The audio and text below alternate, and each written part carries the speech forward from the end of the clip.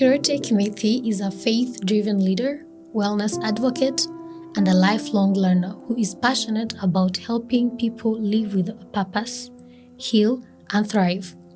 With a background in media and more than a decade of experience supporting businesses and entrepreneurs, she has spent much of her career helping others grow. Today, her passion has expanded into understanding people more deeply, what shapes us, what helps us heal, and how we can create healthier lives and communities. Currently pursuing a master's degree in counseling psychology, Nkirote is particularly interested in the intersecting of faith, mental wellness, being, personal growth, and meaningful human connection. She believes that true wellness goes beyond success and includes emotional health, purpose, and a strong sense of identity. When she's not working or studying, she's a devoted wife and proud mother to 2 sons, affectionately known as 2 kings.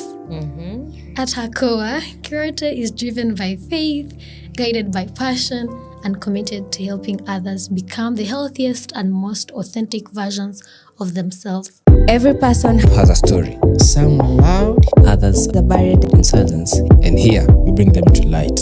Some conversations change how we think. Others change how we live. This is a space for both. Welcome to In the Quiet podcast, where honesty isn't filtered, but silent cups are filled. Help me welcome Nkirote today.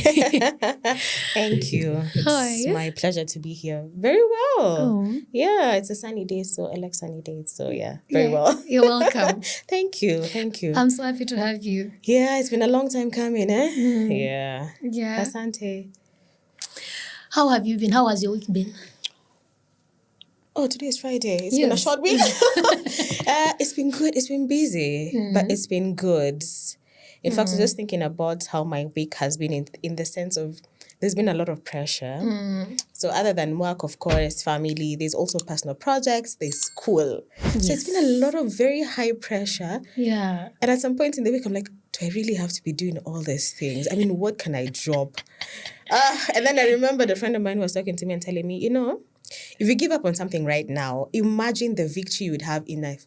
The next 3-4 months, if you look back, will you regret that you didn't withstand the pressure? So I said, okay. So I'm pacing it. Yeah. But I'm having a good week. Busy, but good. Yeah. That's yourself? Mine has also been very busy. So I started my practicum at the hospital. Yeah. I'm studying, as you said, and we are also recording. Yeah. We are doing all these things, but I'm so grateful. Yeah. I was telling Dennis when I came, I was telling him I think having a life that is busy is a privilege, is a blessing. I think so too. We'd rather be stressed by being busy than be stressed with being in our minds. True. And just sitting idle.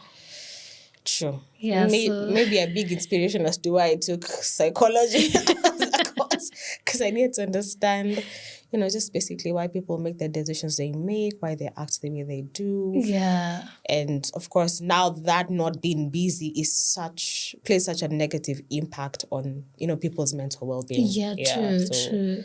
I really think it's a privilege. Agreed with you. And speaking of what your friend told you, I agree 100%. Yeah. Recently, I was thinking May. Yes. No, this is June. When June? Yeah, I was thinking of how much I would have achieved in terms of working out if I had just ticked. I feel very targeted. I feel very targeted, but I like the challenge. Because I had started in June. Yeah. And then, I don't know if it was exams that we were reading for, but something that was making my schedule not fit. And as you said, you called me that am I a night owl? Warm. So I found myself sleeping late and waking up late. So I can only work out in the morning. But this is an excuse, I think. Yeah, it probably is. So I was like, probably is. I think I'll resume later. I'm like, imagine if I had stayed consistent. I know, right? The achievement I would have, it would be commendable. Yeah, but that's also the other thing. we're human and things will always happen. Thank And you. so what I think I'm learning and encouraging people to learn is first to extend grace to themselves. It is okay for me to mess up. It is okay to feel like I'm falling behind. It is okay for me to not be where I want to be. Yeah. As long as I realize, then now I start working towards it. And success in terms of having a full and wholesome life is not by how fast you do things. It is by how consistent you do things. You do things. Yeah. So Word. yeah, you are human. You are human. So allow yourself the space. It's okay. So you didn't start then. You can start now. I can start now. The I think the bad thing is not starting at all. Yes. So start where you are with what you have. See.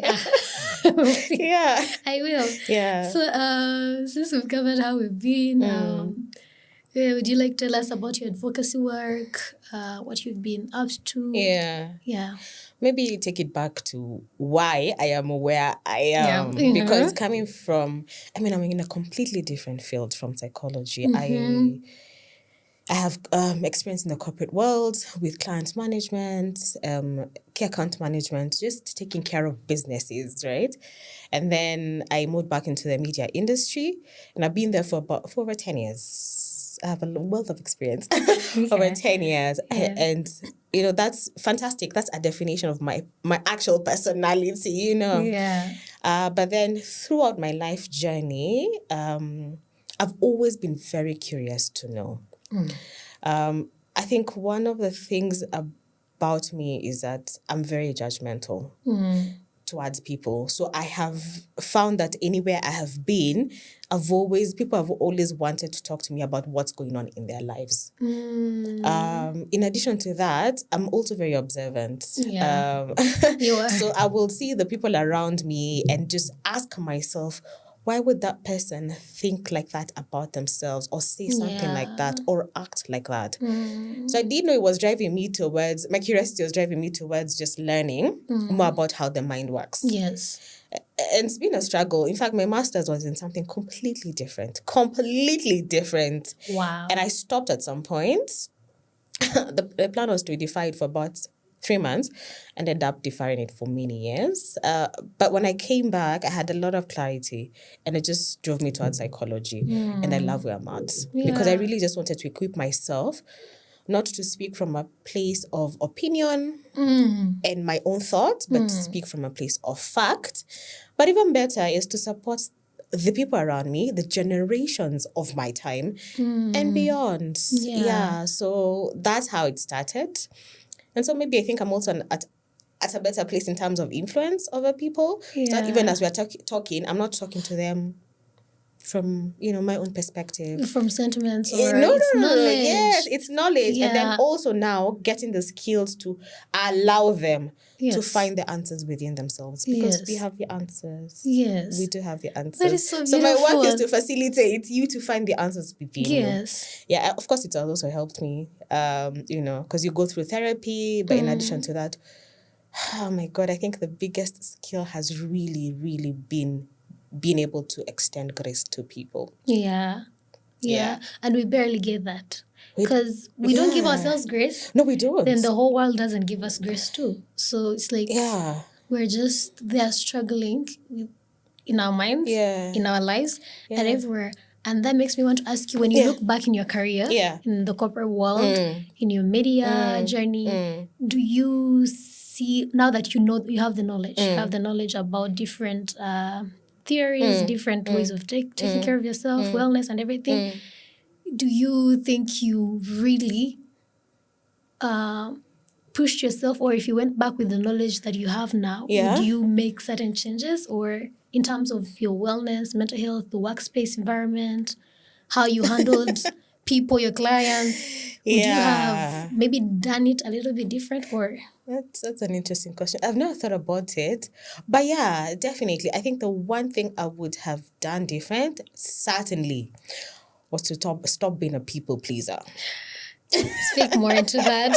Tell us, please. Stop being more of a people pleaser and have my boundaries, right? And not be guilty about it. Yeah. So I am a firstborn daughter. Oh. Yeah. Yes. So that's, oh my God. I want to say I feel like it's a curse on the firstborn child, and you sort of start assuming roles that do not belong Especially in to Africa. you. Yeah, it's. I am on a petition to have been born in a different continent.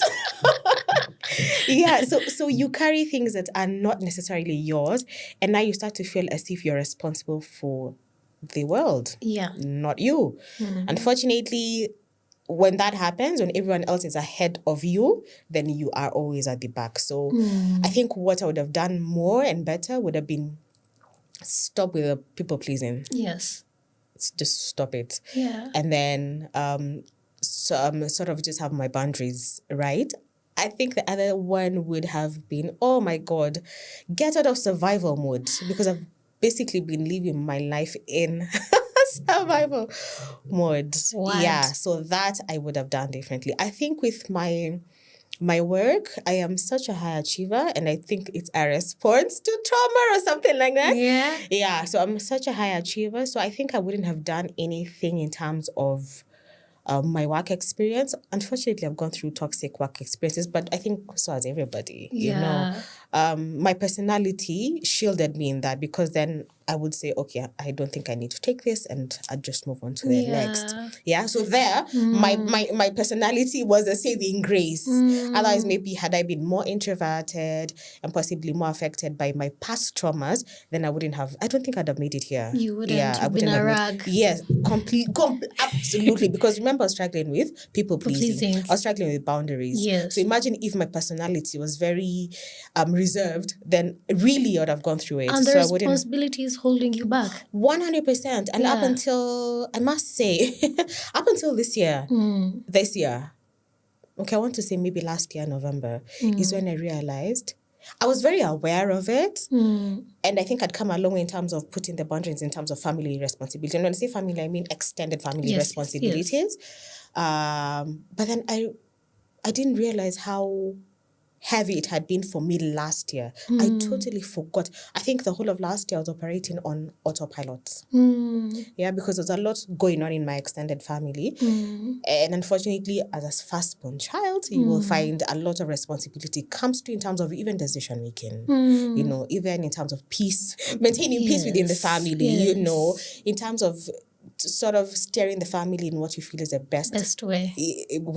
And then you still have your life, your school, your work, and yourself. So yourself, you come last in such circumstances. True. Yeah. So how has the boundary setting been in terms of your relationship now with your extended family?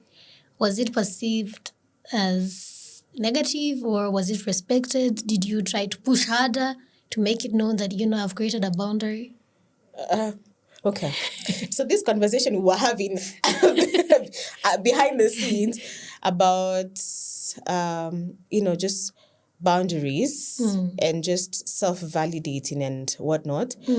I did not have that discussion with them because it's about me, isn't it?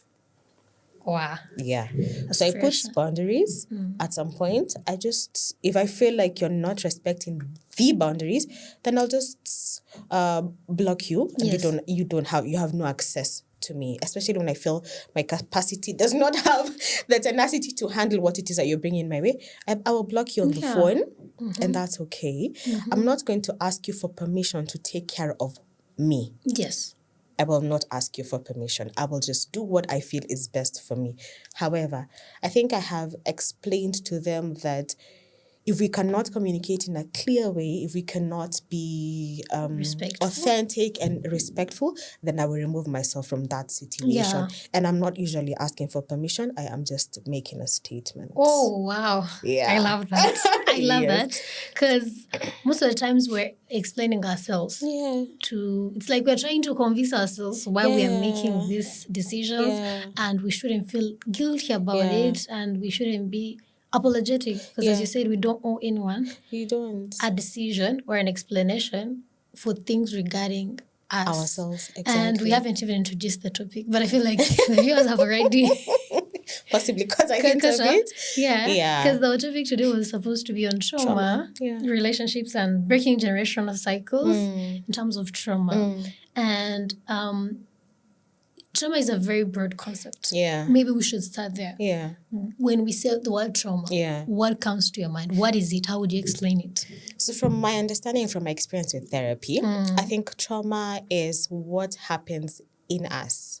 So how the environments that we either grow up in, where we're nurtured, the society we're born in, the continent we're born in, could cause us trauma. And trauma is the response to those things happening. It's what happens inside of us. Because then what happens inside of us is what impacts how we think, how we see ourselves, how we behave, how we relate with people. It has an impact on the person that I am. Yeah. So that's what I think trauma is. Yeah.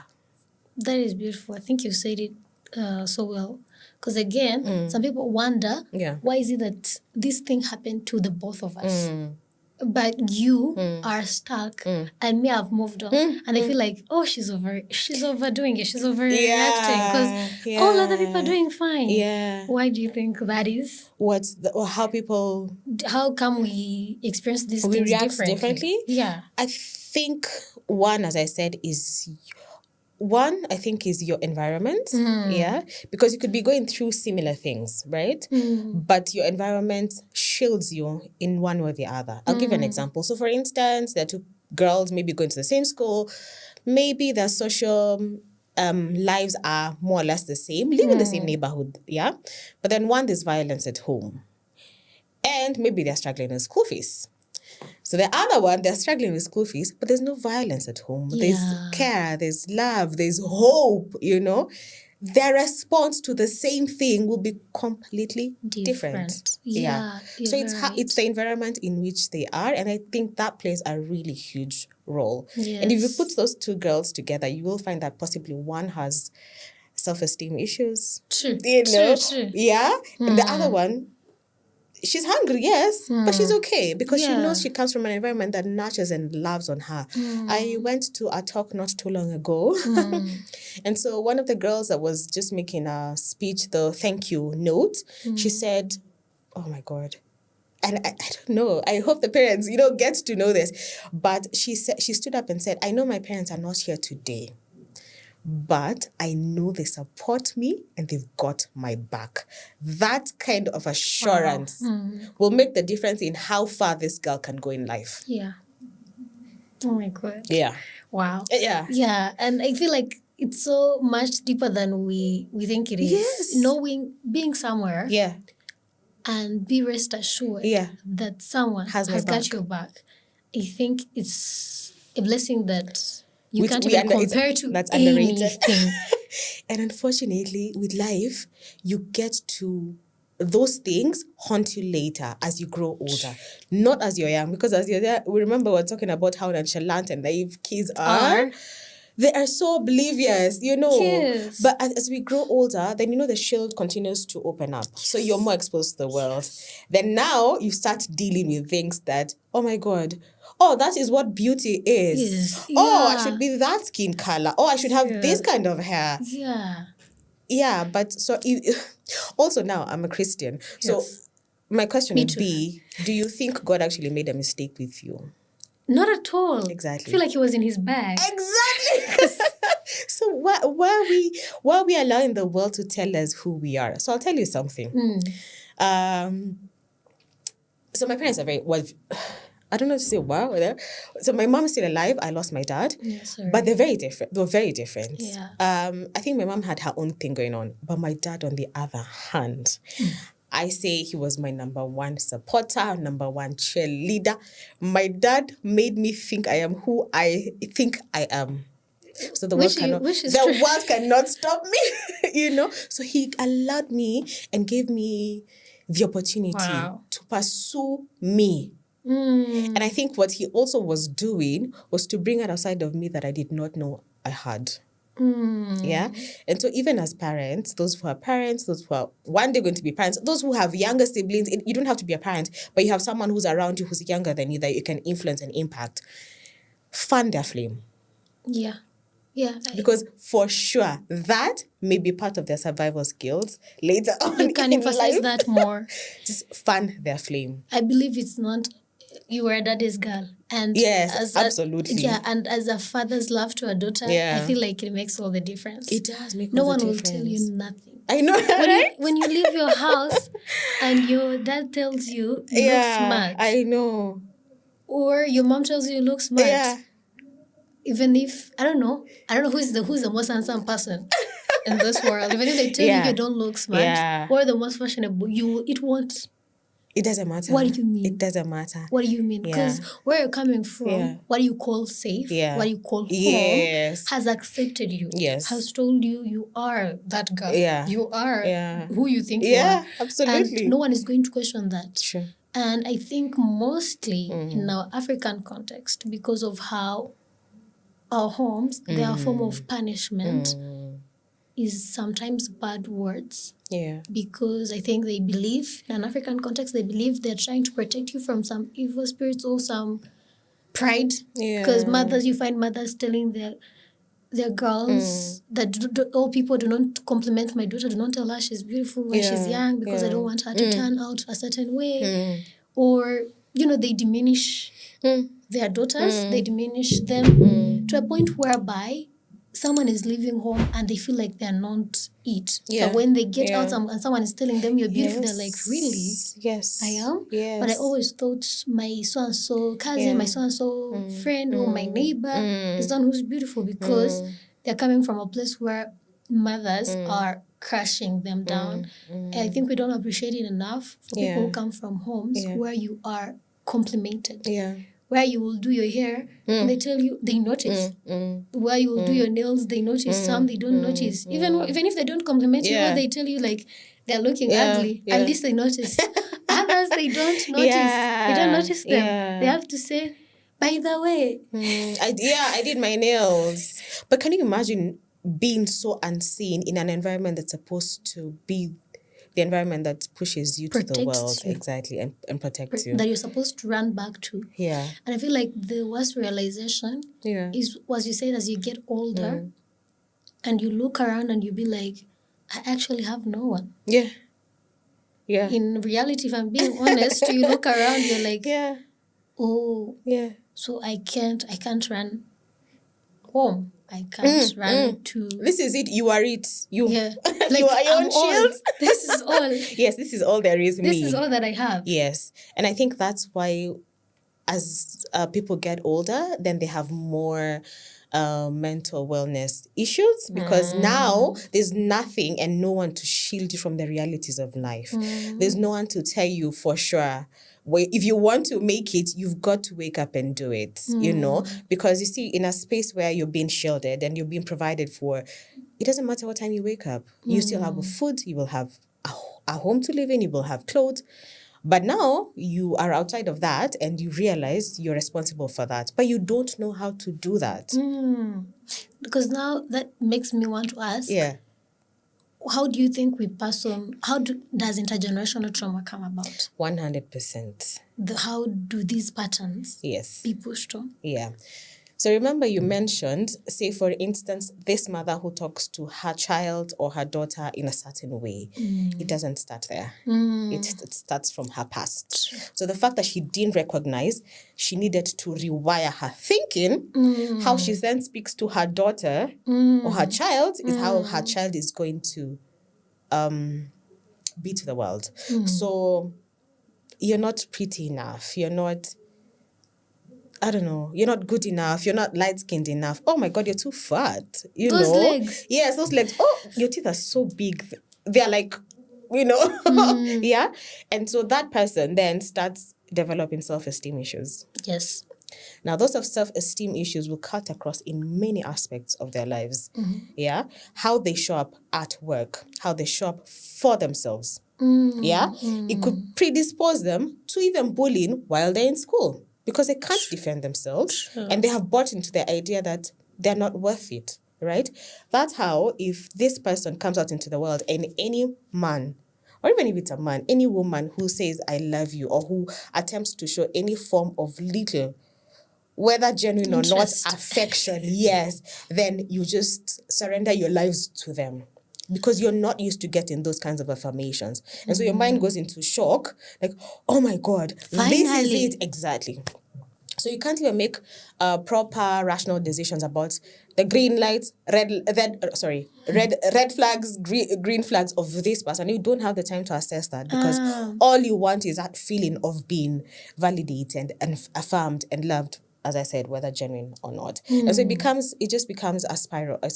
It's a trickle-down effect. If that person gets a child, they speak to that child the way they were spoken to. True. And so I think that's why, for me, in this time, there's need for psychologists, to be able to support men and women, Yes.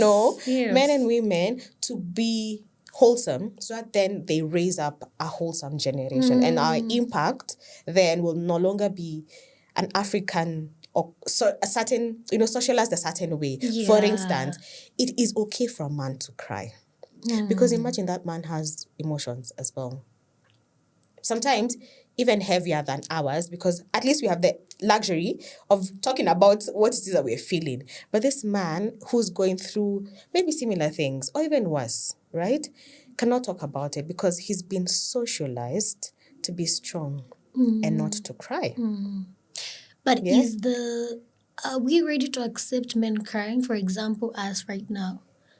Do you, as Nkirote and Sandra right now, are we going to be comfortable with men crying? With men crying, like you say, you can go out with your girls and you're at lunch and she's like breaking down and it's okay. Are we comfortable to see that? I don't know if we are comfortable, but Nkirote's desire is to actually create a platform space where men can be able to just be human. Just be human. Human, not men. That is beautiful. Just be human. In fact, my thesis right now is focused on men and mental wellness and why they do not seek help. Yeah. What sparked that interest? Yes. Because one, I'm a daddy's girl. Oh, yeah. 2, I only have brothers. 2 sons. And then I have 2 sons. Basically, I live in a man's world. I live in a man's world. But so what would it be without you? I don't know, man. Yeah. What would they do without me? So it's really given me a front row seat to just seeing what men go through. Sandra, I will tell you, I get calls from my friends who are men, and they will cry on the phone and tell me I'm not okay. So somehow I've managed to create a space like that for my friends and even strangers sometimes, where they feel they can talk to them. As I said, the one thing about me that has remained constant is that I've been very non-judgmental. Yeah. So I allow people to just express themselves, be themselves. Yeah, and just feel the emotions. Because if you ask me, that lack of not feeling emotions, oh my God, really spirals into a lot of negative things, especially when it comes to relationships. And that's why you'll find a lot of marriages are struggling. Because naturally, the woman is very emotional. Yes. Now, you're here dating a Kenyan or African man who has been nurtured and told you have to be strong. So what do you do in that case? You're not able to show your emotions to your partner. Yeah. And her core need is emotional. Right? Yes. So then what are you doing? You're repelling each other. Exactly. You're literally fighting. Exactly. Yeah. So you're consistently having a fight that doesn't have to be there, only if you could both be in touch with your feelings and learn how to communicate and just extend grace to each other and focus on the fact that you are man and woman, but you're human. You're human first. You're man and woman, but you're human first. Yeah, our focus shouldn't be on our genders because trauma has no gender. That's the thing. Pain has no gender. Pain has no gender. So we are all just human. Yes. And I think the biggest thing that you kept saying is grace. Give each other grace. Yeah. It's not easy. It's not to say I practice it all the time, please. I don't. We don't. Not at all. I don't. And you said something about effects of trauma. Yeah. How some people come from homes with lack of self-esteem, confidence, and self-worth. But also, the bullies are coming from also those families. And that's the thing. Yeah. They're also responding to their trauma. And that's their way of responding. It's just a maladaptive way of responding to trauma. And you see that bully could be dealing with fear. They could have learned to become a certain way because they need to survive their environment in that time, right? Maybe they had, maybe I can share my own story. Yes, I think please. naturally, or the person that I remember I was when I was much younger, I don't know, maybe about 7, 8 years, 9 years, was as very soft-spoken, I was very easygoing, but very soft-spoken, non-dramatic, still very non-dramatic, a lover of peace. But I don't think I was as confident as I am right now. And remember, I was a people pleaser. Yes. So at one point, some girls that we were in class with, my God, some girls that we were in class with, I think they just figured this one is such an easy target. You know, she just believes everyone is good and everything is good. And we're all kumbaya. Anyway, they set me up. And when I thought back, they set me up and said I had done something which for me is impossible because I wouldn't even fathom. I was such a good girl, man. I wouldn't even fathom breaking rules, let alone doing something wrong. Or even thinking about breaking rules. I can't. Like, even now, okay, I'm very liberal, but I don't generally break rules, you know. And so they set me up in a situation where it looked like I'd broken rules and done something wrong. And when I just sat back and thought, I'm like, it's impossible. That's not me. Then I asked myself, why would they choose me? Yeah? And so now I had to become more talkative. I had to become more assertive. But what was that coming from? It was a response from an experience. Trying to defend exactly. yourself. And that's what I'm saying also for bullies. For them, they could have, it's their survival skill. Yeah. The problem is, and the problem with trauma is when you don't realize why. You know, sometimes your trauma has outgrown your situation. Yes. Yeah. But then now you continue living in your trauma. Why? Because there's no self-awareness. You're stuck there. You are stuck. You think the world still sees you as that child who was in that home, as that boy who was in that class.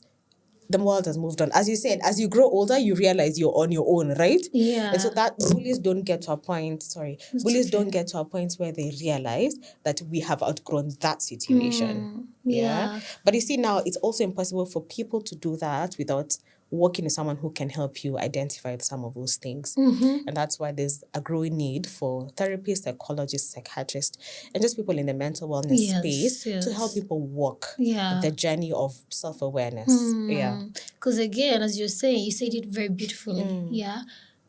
It's always, we have to remember. Yeah. Bullies become parents. Bullies become grandparents. Yes. And the bullied ones also become parents, become grandparents, become bosses.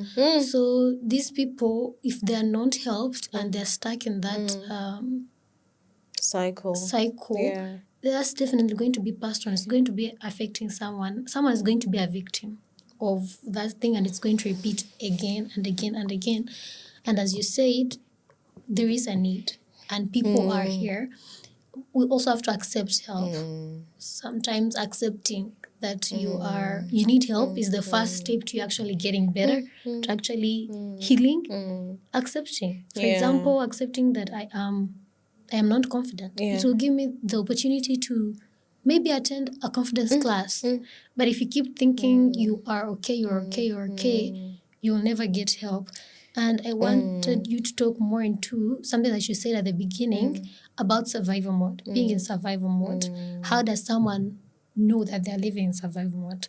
And how can you get out of it? Now, before we enter into how to tackle trauma. Yeah. So I think I want to just agree with what you're saying. That person who's been bullied will bully someone else. Now, if that person they're bullying is not self-aware, they will, as you're saying, become a victim. And that victim mentality will then spread into other aspects of their lives, right? And so you'll find, for instance, people will start thinking, I'm not good enough, so why do I need to pursue my education? Why do I need to apply for another job? Why do I need to show up for certain things? You know, why do I need to attend that conference that could potentially be life-changing just because you have become a victim of bullying? And I think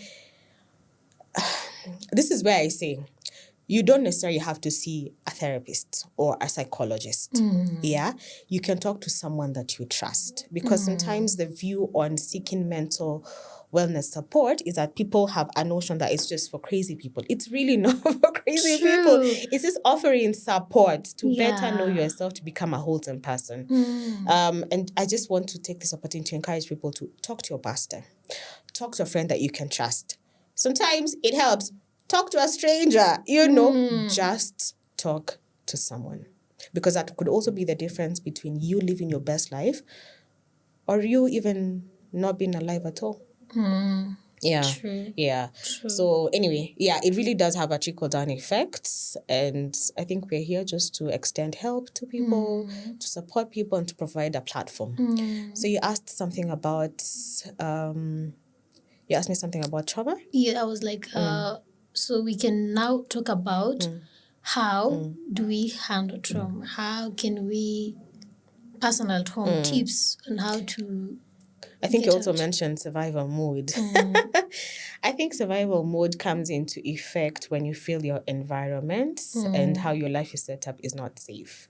And you have to, for instance, get into something that ordinarily you'd not deal with. I'll speak from a perspective of, say, a firstborn daughter, right? I felt the need to provide a safer environment for my brothers who are younger. Yeah. So there's an amount of toxicity that was happening at home. And I just automatically moved into, I don't know if it's fight, maybe, to protect the younger ones, right? And so now, because it's something that you do on a daily basis, then it becomes your new normal. And that's the thing about trauma also. You start thinking that is what life should be. And so you'll find, for instance, how mine just went on even into adulthood is that I started by protecting my brothers. I started by wanting to just maintain some sense of order at home. And then it went into work where, of course, now you'll possibly get into spaces where it also reduces your patience levels, because you always want to fix things. Yes, right? Yes. So even if you go into the workspace and you're working as a team, sometimes we can't all have same capabilities, same strengths, same space. We can't. No. And so in some cases where I feel like someone is not up to speed, then I will do that for them. Why? Because I'm just used to being in a situation where I'm always fixing things. And that for me has been survival mode. What that also does, it increases your anxiety, because you're always anticipating a situation that you need to fix. Yes. So how mine has shown up over the years has been struggles with acidity issues. It's been issues with my gut, right? It's been issues and pains with my shoulder, and just a lot of tension and trauma stored in my body. Why? Because one, I didn't realize I was living in survival mode. Two, I didn't have the knowledge that I need to deal with this fast to access who Nkirote actually is. So I'm actually in the process of just unwrapping myself and unraveling myself. And it's not easy. It's not easy because remember, for instance, even as I got married, I was still living in survival mode, isn't it? Yeah, I actually wanted to ask you about that. Yes. How? I was still living in survival mode. I've discovered I was in survival mode not so long ago. I mean, a bit too late. 2 children in, you get. So you can imagine now you have to relearn yourself in that situation, right? And then realize, oh, wow, might I have passed some sort of trauma also to my children? That was going to be my question. Yes. And how have I related with my partner over these years as I have been living in survival mode? So it is not easy. You learn every day. It's a process of unlearning, relearning. By the way, it's a process of shock. Every day I'm like, what? Me? Why would I do that? Yeah, that was your life. Every day. Yes. But then now I'm realizing, okay, so that was where I was. But this is Nkirote. Meet yourself, please. You're gentle, you're soft, you're feminine, you're cool. You can relax. Yeah. One of the things I've also struggled with, and that's part of now living out of the survival mode, has just been resting. Let me tell you, I have struggled with resting vis-a-vis feeling lazy. So being in survival mode, I think, and part of my survival tactic was immersing myself into work. Remember, I mentioned I'm a very high achiever. Yes. High achiever. Really, you're just escaping something. You're running away from something. Yes, I'm running away from something. So now that my body really just got to a place where I was just feeling unwell. And I knew I wasn't unwell, but I was just feeling unwell and overwhelmed and just tired and irritated. And so I'm like, what is the problem? So I had to sit with myself, and start unraveling some of those things. And now that struggle of resting and being lazy, but then it's just your body just forcing you to slow down so that then your nervous system can calm down and then you can find yourself. Because literally I've been living my life for other people, not myself. Wow. So yeah, it can have a huge impact. That is so beautiful. On how you live your life. Yeah. And I think that's also what brings a lot of issues later on in life. Because old age, I'm not old, please. But I've observed older people, and now people start living in regret because if you sit down with nurses and medics and they tell you about those last final moments of people, no one ever says Lord, I wish I made more money. Yeah, whatever. It's not doing anything for you right now. Yes. It's always that I wish I was more authentic to myself. Yeah? Or I spent more time with my family. Or I just lived my life. Yeah. So one of my brothers passed on. Sorry about that. Thank you. And so what I keep comforting myself with is that he died doing what he loved. He loved to travel. So my parents really did a good job at exposing us to traveling, and just creating experiences and memories. And so my brother got into a swimming pool accident while he was on travel, right? So I keep consoling myself and saying, at least he died doing what he loved, traveling. Yeah. So at that point, when you're on your deathbed, what regrets are you going to have? Yeah. Are you going to have a regret that you are not authentic to yourself? And if you ask yourself that question, then you will stop and start rewriting your life in a way that's not going to allow you to regret in the future. Yeah. Yes. Oh my God. Yeah. That is so wise. That is so beautiful and so deep. Because most of us, if we're being honest, we don't do certain things for the sake of not being judged, especially with our generation. Yeah. So one of I will say my friend, but is my former boss. Okay. They can be your friends too. Yeah. I'm friends with my former boss. Because I love him. He's a good person. Yeah. He's a very, very kind person. Yeah. So he sent me this writing. Yeah. Is it substract or something? So someone was writing about how our generation, we aren't living actually. We're not. We are, everything that is supposed to be life is considered cringe. Yeah.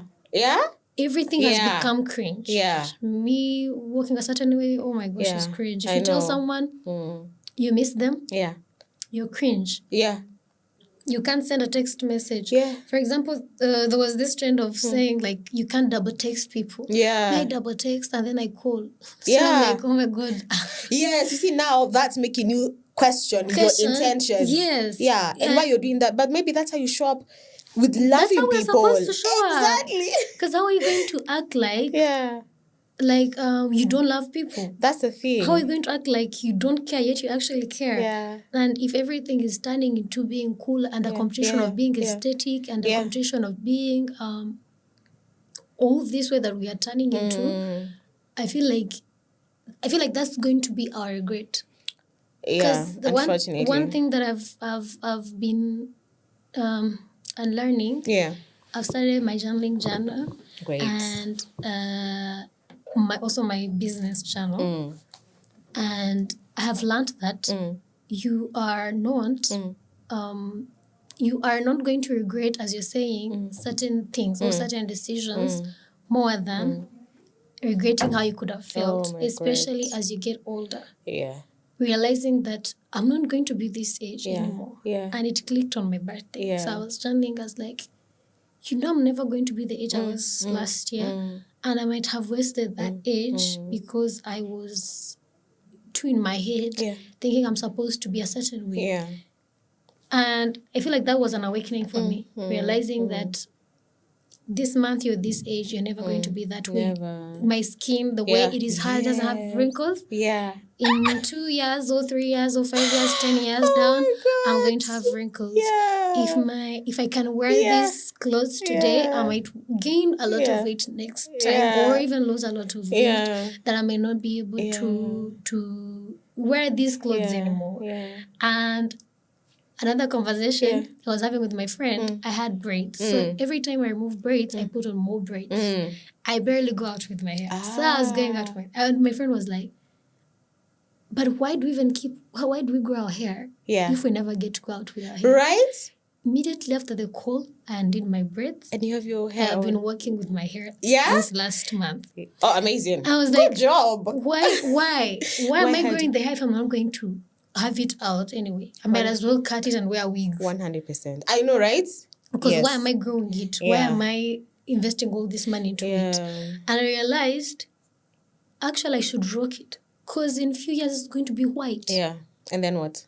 And then what? And then what? And they say it itches. Because I remember my grandma. Oh, does it? My grandma wanted to cut her hair every time. Are you for real? Yet she had long hair. Like, she would comb it going upwards. Because that's how they comb to their hair. Yeah. So she'd be like, oh, my hair has grown. Yeah. Can someone come and cut it? Because it's itching. Oh, really? Yeah. Oh, Lord save us. Maybe it was hers. I don't know. But Lord save us. White hair is itching. I'm like, I'm going to one day have white hair. Can you imagine one day? Yeah. Why am I not rocking my black hair now, or even dyeing it the way I want to dye it? Like, things actually happen. There's an age where I won't be growing hair because our protein has dropped. I know, right? Collagen is dropping once you hit 25. Yes.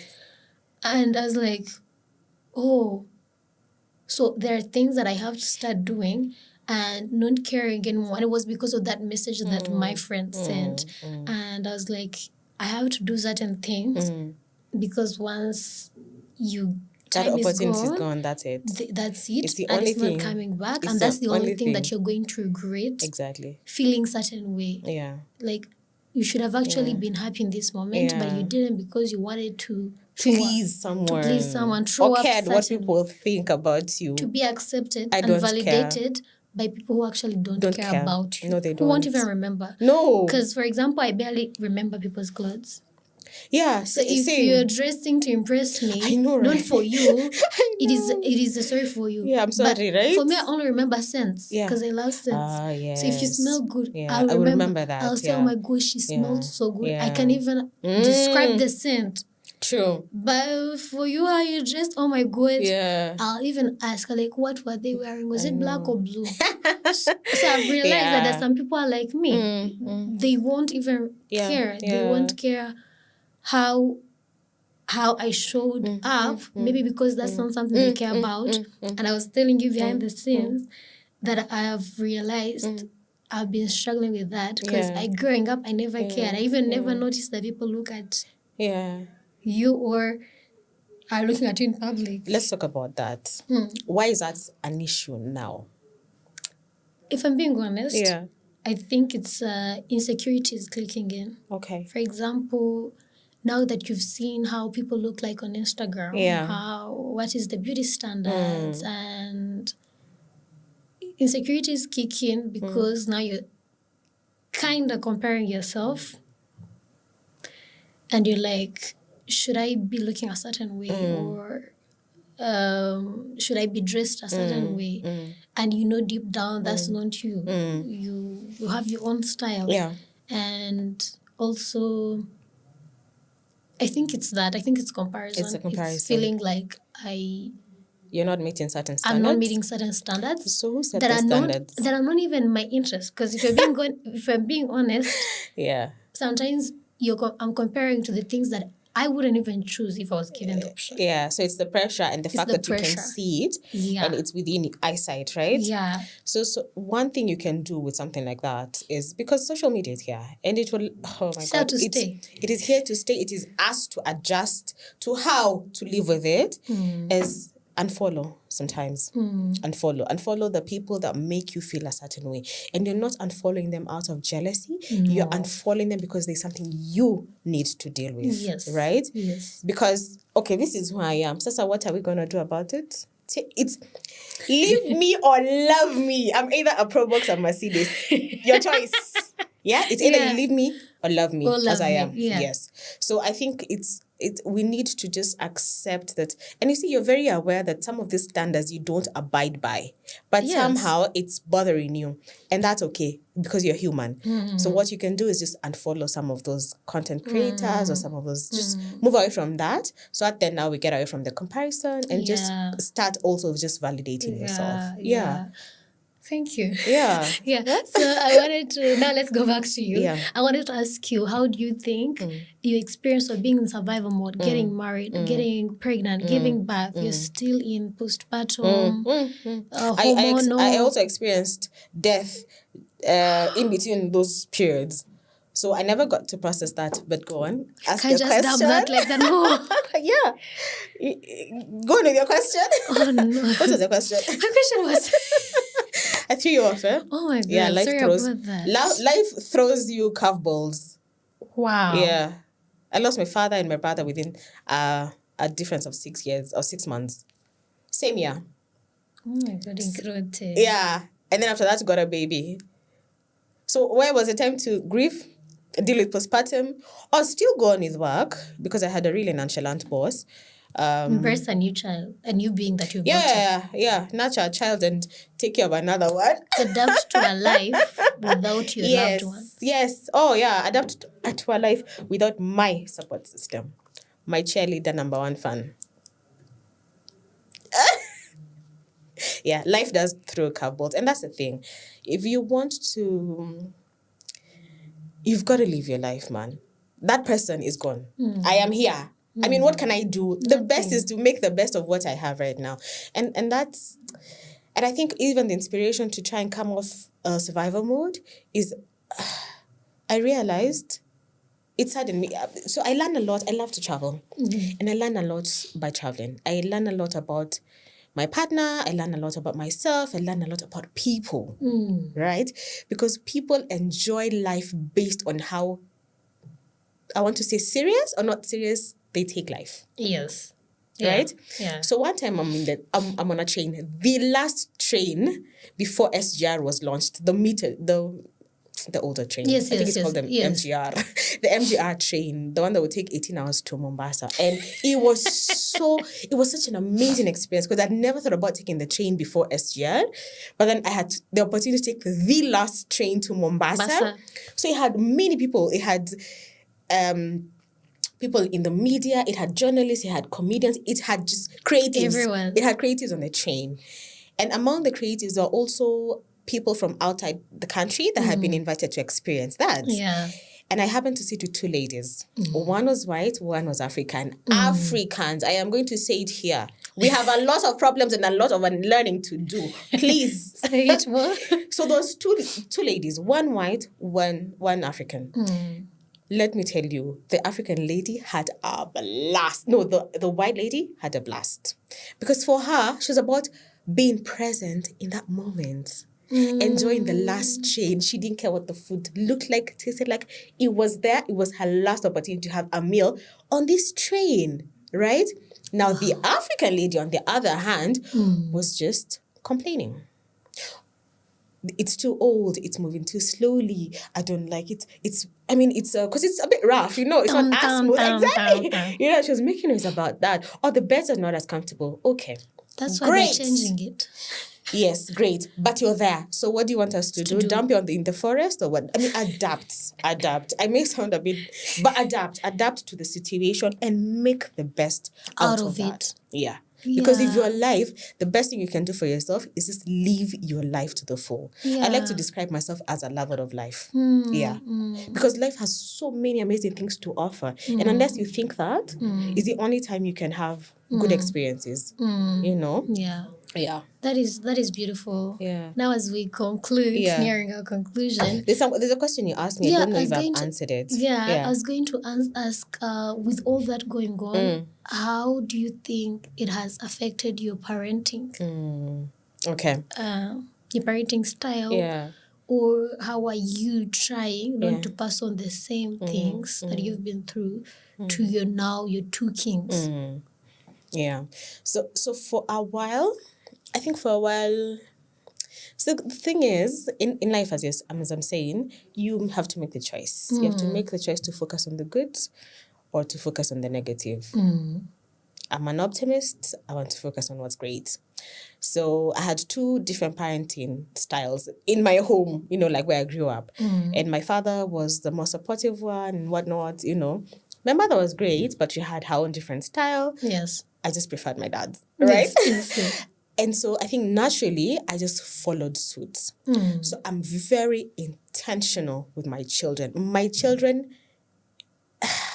My children know they can trust me. They can rely on me.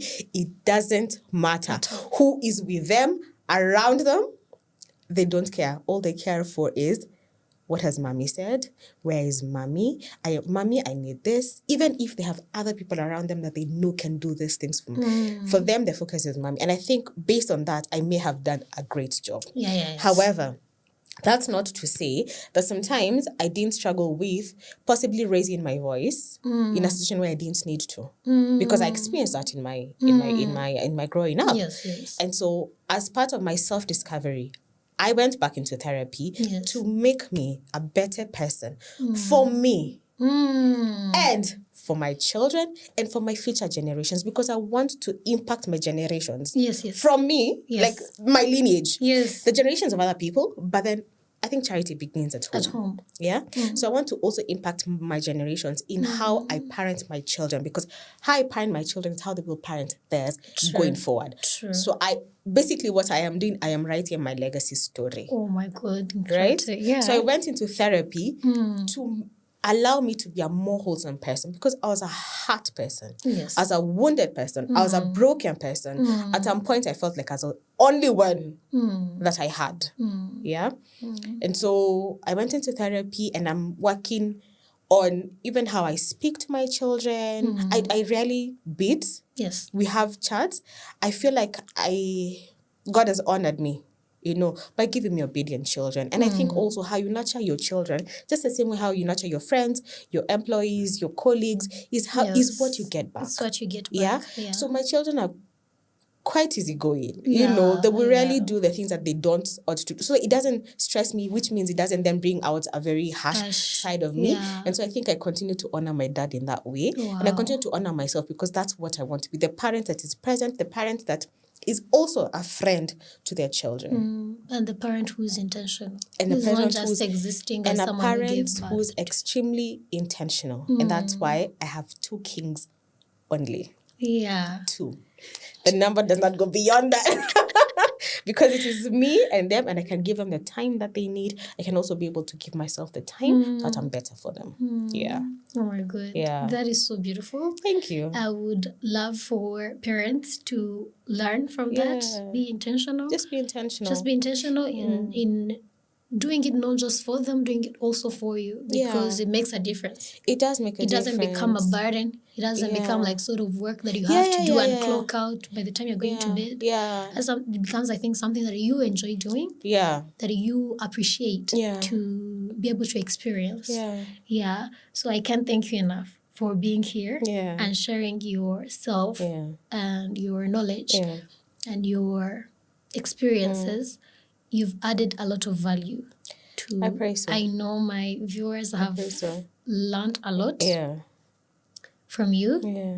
And I can't wait. I can't wait for what the future holds in the area of advocacy and for your lineage. Because that is my first time to hear it. To hear that someone is trying to build intentionally in terms of mentality and psychology and healing for their lineage. It's like you're trying to break cycles that your ancestors passed on that you see not fit to be passed on to their new lineage. And I feel like that's something that your ancestors are like, let's go. They better be clapping. But even if they're not, I will do it. You're doing it. I will do it. Because for me, I am answerable for me. Yes, I am answerable for me. What did I do? How did I impact? How did I influence? What did I do? As I said, I am writing my legacy story. Yes. I'm not just living life. And allow me to just say this as part of my part in short. Yes. I think it's important for people, and especially women, to, just have the number of children that they think they can handle. It's not a community thing. It's not about other people. It's about you as a person. Yeah. More.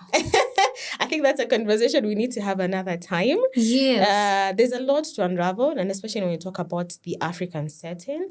And you see, as I'm saying, those are some of the things that really, really impact our well-being, and us being the most authentic person that we can be in the future. So there's a lot to talk about and to unravel. So I hope to be back on the podcast. Yes, of course. I hope to be back on the podcast. I would love for you to be back. We have to talk. Let's talk about black tax. Please. Because there are a lot of topics that need conversations on, that need a voice on, that are not talked on enough. And can never be talked on enough. Because these are things that take long. They do take long. Change. And unfortunately, that's who we are up until now. But let's be intentional about making changes breaking forward. the cycles. Please. Yeah, so thank you so much. And if there is one thing that you would like someone to watch, if there is one thing they can remember from this conversation, what would you want them to remember? I think I want them to remember to be authentic to themselves. Yeah. When God made you, He didn't make a mistake. Amen. Right? And the thing I can assure you will regret, right, is thinking back and said, what if? What if I lived a life true to myself? What if I pursued my dreams? What if that person didn't stop me? What if? Because it is very painful, and unfortunately, you cannot go back and change it. Yeah. So guess what? You will die in regret. I don't think that's a pain anyone needs to go through. So if you can do anything for yourself today, going forward, be authentic to yourself and just be in the moment. Yeah. There's a quote that I love: be where your feet are. Amen. Be where your feet are. Be where your feet are. Thank you so much. You're welcome. Thank you so much for that knowledge. Yeah. And to my viewers, if you're watching and you're new here, this is In the Quiet podcast where silent cups are filled, and I am your host, Kenzuri. If you loved the conversation we had today, you can go check out our other conversations and click on the subscribe button down below. Yeah. And remember to be authentic to yourself and not regret to having done certain things or not done certain things. You'd rather regret doing them than not doing them. Yeah. Agreed. Yeah, so thank you so much. Run to our Instagram, follow us on TikTok and on Apple Podcast. Click that follow button, and on Spotify. I've been Kenzuri. Ciao. See ya. Every person Has a story. Some are loud, others are buried in silence. And here we bring them to light. Some conversations change how we think. Others change how we live. This is a space for both. Welcome to In the Quiet podcast, where honesty isn't filtered, but silent cups are filled.